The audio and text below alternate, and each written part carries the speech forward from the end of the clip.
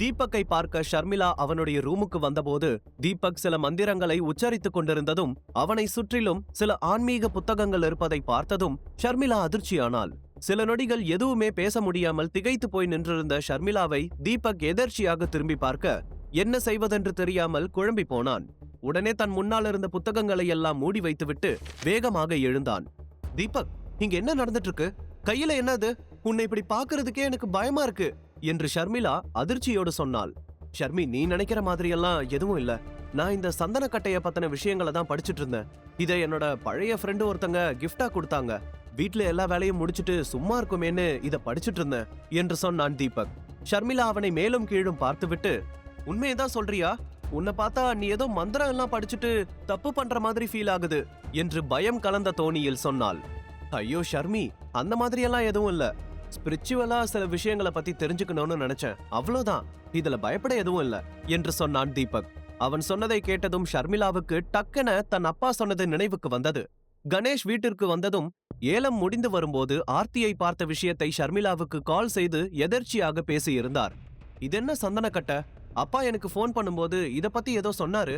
ஆனா நான் ஒர்க் பிஸில அவர் சொன்னதை கண்டுக்கல. எந்த ஃப்ரெண்டு உனக்கு இதை கொடுத்தது? எனக்கு இதெல்லாம் பார்த்தா கோபம் தான் வருது தீபக். ஏன் இதையெல்லாம் நீ என்கிட்ட சொல்லவே இல்ல என்று கோபமாக கேட்டாள். அந்த சமயத்தில் ஷர்மிளாவின் மனதில் பல கேள்விகள் ஓடிக்கொண்டிருந்தது. அவளுடைய முகத்தை பார்க்கும் போதே ரொம்பவே குழம்பி போயிருக்கிறாள் என்பதை அவன் புரிந்து கொண்டான். தீபக் மெதுவாக அவள் அருகில் வந்து கையை பிடித்து பெட்டில் உட்கார வைத்தான். அப்போது ஷர்மிளாவின் கண்கள் அந்த சந்தன கட்டையை நோக்கி சென்றது. அப்போது அவளும் அதிலிருந்த ஒரு சக்தியை உணர ஆரம்பித்தாள். ஷர்மி, நீ நினைக்கிற மாதிரி எல்லாம் எதுவுமே இல்ல. அப்பா உங்ககிட்ட அதை பத்தி சொல்லாம இருந்திருந்தாலும் நீ நேர்ல வந்ததும் நானே உங்ககிட்ட எல்லாத்தையும் சொல்லியிருப்பேன். நான் வீட்டுக்கு வந்ததும் ரொம்ப பிஸி ஆயிட்டேன் ஷர்மி. வேலையெல்லாம் முடிச்சுட்டு கொஞ்ச நேரத்துக்கு முன்னாடி தான் ரூமுக்கே வந்தேன் என்று சொன்னவன் கொஞ்சம் யோசித்து விட்டு, அங்கிள் ஏலத்துல நடந்த பிரச்சனை எல்லாத்தையும் சொல்லிட்டாரா என்று கேட்டான்.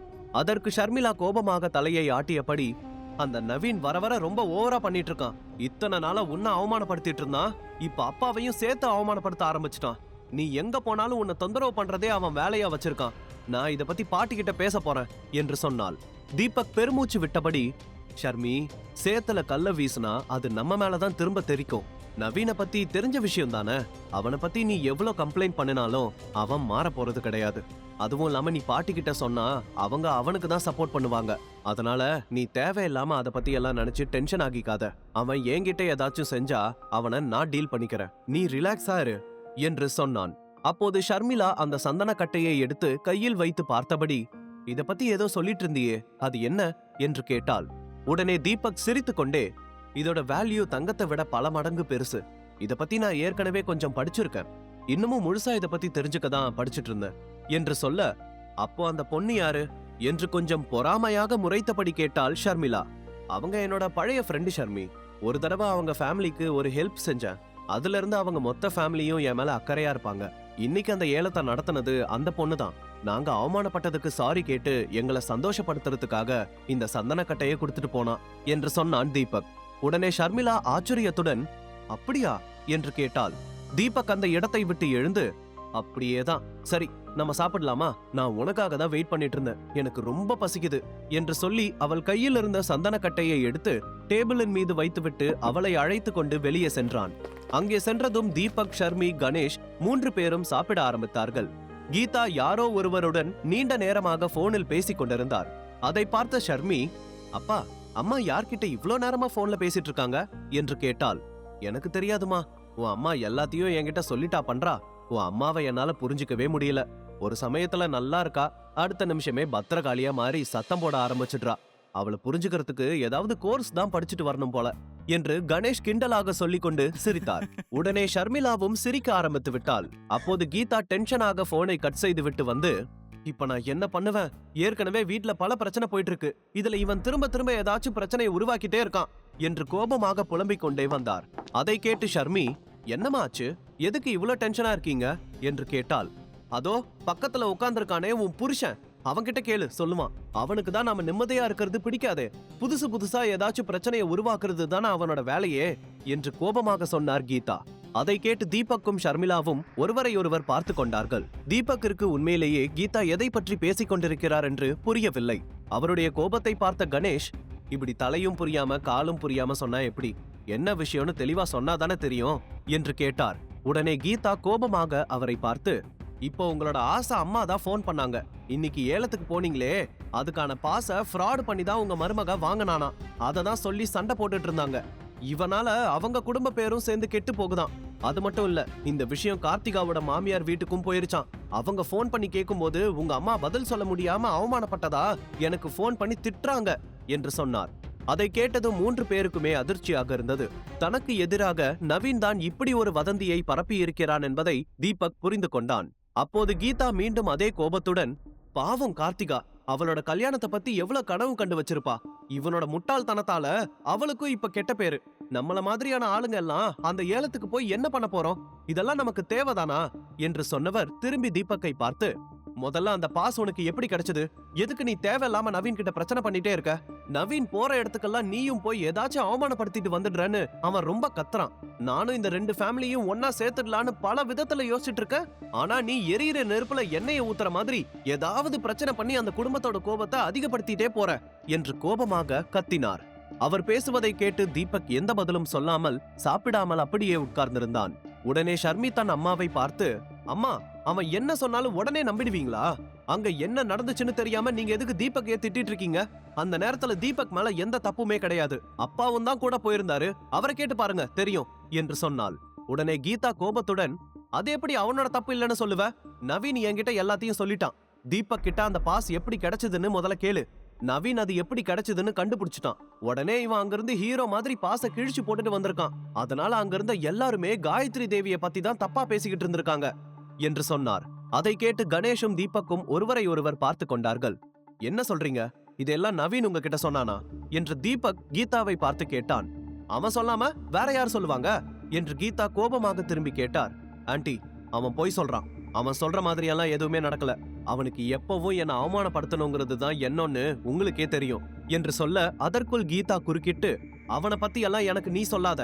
அவன் எப்படிப்பட்டவன்னு உன்னை விட எனக்கு நல்லா தெரியும், புரியுதா என்று கோபமாக கேட்டார் கீதா. உடனே அருகில் உட்கார்ந்திருந்த கணேஷ், கீதா, தீபக் சொல்றத ஒரு தடவை கேளு. நானும் அங்கதான் இருந்தேன், எனக்கும் அங்க என்ன நடந்துச்சுன்னு தெரியும் என்று சொன்னார். நீங்க பிரச்சனை நடக்கும்போது அங்க இல்ல, முடியும் போதுதான் அங்க வந்தீங்க, சரியா என்று கீதா கோபமாக கணேஷை பார்த்து கேட்க, சரிதான், ஆனா அங்க நடந்தது என்னன்னு என்று சொல்லும் முன்பே கீதா குறுக்கிட்டு, நீங்க அங்க இல்லனா இல்ல, அவ்வளவுதான், அமைதியா உட்காருங்க. வழக்கம் போல இந்த பிரச்சனைய நான் சும்மா விட போறது கிடையாது. அப்படி விட்டா இவன் ஃபியூச்சர்ல இதை விட பெரிய பெரிய பிரச்சனையை கொண்டு வருவான் என்று கோபமாக சொன்ன கீதா நேராக தீபக்கின் அருகில் சென்று அவன் சட்டையை பிடித்து வாசலை நோக்கி இழுத்து சென்றார். இப்பவே நவீன் வீட்டுக்கு போய் அவங்கிட்ட மன்னிப்பு கேளு, இல்லனா உனக்கு இந்த வீட்ல இடம் கிடையாது என்று கோபமாக சொன்னபடி வீட்டை விட்டு வெளியே தள்ளினார். அப்போது கீதாவிற்கு இருந்த கோபத்திற்கு தான் ஏதாவது பேசினாலும் இன்னமும் பெரிய பிரச்சனையாக மாறும் என்று நினைத்து தீபக் எந்த பதிலும் சொல்லாமல் அமைதியாக நின்றிருந்தான். கீதா செய்வதையெல்லாம் பார்த்து ஷர்மிளாவுக்கு பயங்கர அதிர்ச்சியாக இருந்தது. அவளால் அந்த விஷயத்தை ஜீர்ணிக்கவே முடியவில்லை. உடனே கீதாவின் முன்னால் வந்து நின்று, அம்மா, நீங்க பண்றது ரொம்ப ஓவர். தீபக் மேல எந்த தப்பும் இல்லைன்னு எனக்கு நல்லா தெரியும். அவர் கண்டிப்பா நவீன் கிட்ட மன்னிப்பு கேட்க மாட்டாரு என்று சொன்னாள். அதை கேட்டு கீதா இன்னமும் கோபத்துடன், அவன் மன்னிப்பு கேட்கணும். இவனால நான் பட்ட அவமானம் எல்லாம் போதும். இதுக்கு மேலேயும் என்னால பொறுமையா இருக்க முடியாது. நீ வழிய விடு என்று சொல்லி ஷர்மிளாவை தள்ளிவிட்டு, போய் அவங்கிட்ட மன்னிப்பு கேட்டுட்டு அப்புறம் இந்த வீட்டுக்குள்ள வா என்று கத்தினார். கீதாவின் செயலை பார்த்து ஷர்மிளாவும் கணேஷும் ஆடி போயிருந்தார்கள். கீதாவின் இந்த கோபத்தை இதற்கு முன்னால் அவர்கள் யாரும் பார்த்ததில்லை. இந்த நேரத்தில் அவரை தடுத்தாலோ சமாதானம் செய்தாலோ தீபக்கின் மீதுதான் அவருக்கு இன்னமும் கோபம் வரும் என்று நினைத்து என்ன செய்வதென்று தெரியாமல் இருவரும் நின்று கொண்டிருந்தார்கள். அந்த சமயத்தில் திடீரென சில கருப்பு கார்கள் வேகமாக கேட்டிற்குள் நுழைந்தது. கார் வந்து வாசலுக்கு முன்னால் நின்றதும் அதிலிருந்து கருப்பு கோட் சூட் அணிந்த 7-8க்கும் மேற்பட்ட ஆட்கள் இறங்கி நின்றார்கள். இரவு 9:30 மணிக்கு வீட்டின் முன்னால் அத்தனை பேர் வந்து நின்றதும் அங்கிருந்த எல்லோரும் அதிர்ச்சியோடு பார்த்து கொண்டிருந்தார்கள். ஷர்மிளா முன்னால் சென்று அவர்களில் ஒருவனை பார்த்து, யார் நீங்க, உங்களுக்கு என்ன வேணும் என்று கேட்டாள். அப்போது அவன், இந்த நேரத்துல உங்களை தொந்தரவு பண்ணதுக்கு சாரி மேடம், நாங்க மிஸ்டர் தீபக்க பார்க்க வந்திருக்கோம் என்று சொன்னான். உடனே கீதா தீபக்கை கை காட்டி, இதோ இவன் தான் தீபக், உங்ககிட்ட என்ன பிரச்சனை பண்ணா? எதுவா இருந்தாலும் இவனை கூட்டிக்கிட்டு உங்க இடத்துல போய் பேசி முடிச்சுக்கோங்க. என் வீட்ல எந்த பிரச்சனையும் பண்ணக்கூடாது என்று சொன்னார். தீபக் எந்த பதிலும் சொல்லாமல் அமைதியாக நடப்பதை வேடிக்கை பார்த்து கொண்டிருந்தான். கீதா சொன்னதை கேட்டு ஷர்மிளா கோபத்துடன், அம்மா, மத்தவங்க முன்னாடி இப்படிதான் பேசுவீங்களா கொஞ்ச நேரம் அமைதியா இருங்க, நான் பேசிக்கிறேன் என்று சொன்னாள். இந்த நேரத்துல அவனை தேடி இத்தனை பேர் வந்திருக்காங்கன்னா பிரச்சனை இல்லாமையா வந்திருப்பாங்க? முதல்ல இவனை அவங்க கூட அனுப்பி வை. எங்கேயாவது போய் என்னமோ பண்ணி தொலையட்டும். இனிமே அவனை பத்தின விஷயம் எதுவும் என் காதுக்கு வரக்கூடாது என்று கீதா கோபமாக சொன்னார். உடனே ஷர்மிளா அவரை பார்த்து, அம்மா கொஞ்ச நேரம் அமைதியா இருக்கீங்களா என்று கேட்க, நான் எதுக்கு அமைதியா இருக்கணும்? முதல்ல என்கிட்ட இப்படி பதிலுக்கு பதில் பேசாம நீ வாயை மூடிக்கிட்டு இரு என்று ஷர்மிளா மீது கோபத்தை காட்டினார் கீதா. அதை கேட்டு ஷர்மிளா எந்த பதிலும் சொல்லாமல் அமைதியாக நின்று கொண்டாள். அங்கே வந்திருந்த ஆட்களுக்கெல்லாம் அங்கே என்ன நடக்கிறது என்று புரியாமல் ஒருவரையொருவர் பார்த்து கொண்டார்கள். சிறிது நேரம் அந்த மொத்த இடமும் அமைதியாக இருந்தது. அப்போது கீதா அவர்களை பார்த்து, இன்னமும் எதுக்கு நின்னுட்டு இருக்கீங்க? முதல்ல இவனை கூட்டிட்டு இந்த இடத்தை விட்டு காலி பண்ணுங்க என்று கோபமாக சொன்னார். அப்போது அங்கிருந்த எல்லோரும் தீபக்கை திரும்பி பார்க்க, அவனுக்கு கீதா திட்டியதை விடவும் இவர்களை பார்த்துதான் பயம் அதிகமானது. யார் இவங்க? ஏலத்துல நடந்த விஷயத்த பத்தி ஆர்த்தி சௌந்தர்யா கிட்ட சொல்லிட்டாளா? அவதான் இவங்களை எல்லாம் அனுப்பியிருக்காளா? இவங்களோட காஸ்டியூம் எல்லாம் பார்த்தா அப்படிதான் தெரியுது. என்ன இருந்தாலும் ஷர்மிளா முன்னாடி எதையும் வளரிடக்கூடாது என்று கடவுளை வேண்டிக் கொண்டிருந்தான் தீபக். உண்மையில் அங்கே வந்த ஆட்கள் யார்? சௌந்தர்யாவை பற்றிய விஷயத்தை ஷர்மிளா தெரிந்து கொள்வாளா? கீதாவை தீபக் எப்படி சமாளிக்க போகிறான்? கீதா தீபக்கை வீட்டை விட்டு அனுப்பும் சமயத்தில் ஒரு பெரிய கேங் அங்கே வந்து தீபக்கை பற்றி விசாரிக்க, கீதா அவர்களிடமும் தீபக்கை அழைத்துச் செல்லுமாறு சத்தம் போடுகிறாள். கணேஷும் ஷர்மிளாவும் கீதாவின் கோபத்தை பார்த்து எதுவும் பேச முடியாமல் அப்படியே திகைத்து நின்று கொண்டிருந்தார்கள். அப்போது வந்த ஆட்களில் இருந்து ஒருவர் தீபக்கின் முன்னால் வந்து, சார் நீங்க தான் மிஸ்டர் தீபக்கா என்று கேட்க, ஆமா, எதுக்கு கேக்குறீங்க? நீங்களாம் யாரு என்று தீபக் குழப்பத்துடன் அவர்களை பார்த்து கேட்டான். சார், இந்த நேரத்துல உங்களை தொந்தரவு பண்ணதுக்கு மன்னிச்சிடுங்க. இன்னைக்கு நடந்த பெயிண்டிங் ஆக்ஷனுக்கு நான் தான் சீஃப் மேனேஜரா இருந்தேன். நான் இல்லாத நேரத்துல என்னோட ஸ்டாஃப்ஸ் உங்ககிட்ட ரொம்ப மரியாதை குறைவா நடந்துகிட்டதா கேள்விப்பட்டேன். முழு கதையையும் கேட்டு மகிழ பாக்கெட் FM ஏபி டவுன்லோட் செய்யுங்கள். லிங்க் டிஸ்கிரிப்ஷனில் கொடுக்கப்பட்டுள்ளது.